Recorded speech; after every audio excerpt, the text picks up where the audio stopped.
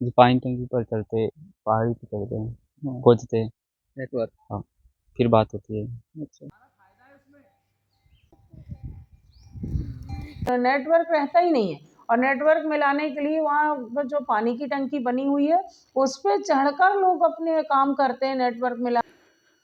आपने फिल्म शोले तो देखी होगी, जिसके नायक धर्मेंद्र अपने दिल की बात करने के लिए पानी की टंकी पर चढ़ जाते हैं।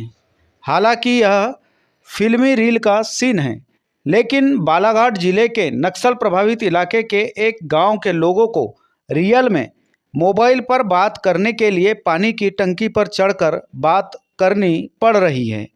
अब इसे मोबाइल उपभोक्ताओं की मजबूरी भी कह सकते हैं, जो मोबाइल नेटवर्क न मिलने की वजह से जान जोखिम में डालकर 30-40 फीट पानी की टंकी पर चढ़ते हैं, जहां मोबाइल में नेटवर्क आने पर वे अपनी बात करते हैं। ये वाकया है मध्य प्रदेश के बालाघाट के नक्सल प्रभावित गांव कावेली का, जहां मोबाइल नेटवर्क न मिलने से लोग खासे परेशान रहते हैं। पानी टंकी की 40 फीट की ऊंचाई पर चढ़ने के बाद फ़ोन पर बातें हो पाती है। यह समस्या वर्षों पुरानी है, जिसका निराकरण अब तक नहीं हो पाया है।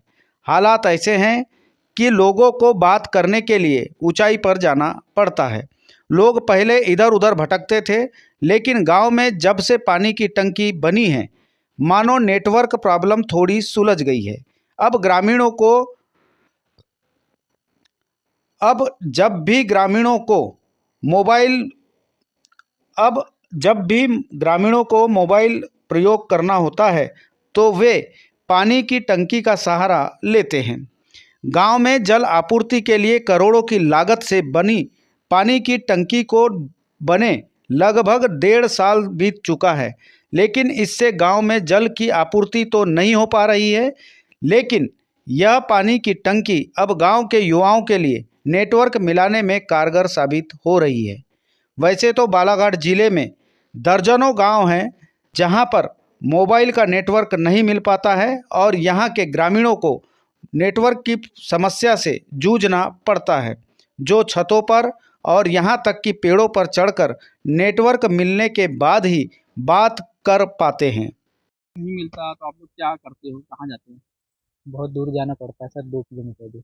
अच्छा, तो ये टंकी दिख रही है, इसका भी इस्तेमाल करते हो क्या? हाँ जी, क्या इस्तेमाल होता है टंकी का? ऊपर जाओ तो नेटवर्क नहीं मिलता है। अच्छा, तो गांव के अधिकांश लोग क्या इसी टंकी का इस्तेमाल करते हैं? नहीं सर, वो दूर जाते हैं बाइक से। हाँ, और इसका भी इस्तेमाल होता हाँ, लड़के लोग यहाँ टंकी बहुत सालों से है सर, जब से चौकी में नेटवर्क बन आया है ना, जब से ही प्रॉब्लम है। है। चौकी का नेटवर्क नहीं मिलता है? नहीं सर। अच्छा, कुछ काम धाम हो पाते हैं जो ऑनलाइन से संबंधित होते हैं? नहीं सर, नहीं। डिजिटल जमाना है, लोग फोन पे वगैरह चलाते हैं और यहाँ कुछ नहीं होता सर। कुछ नहीं पाते। तब ऑनलाइन लेन देन कैसे करते हैं? बालाघाट में को जाना पड़ता है।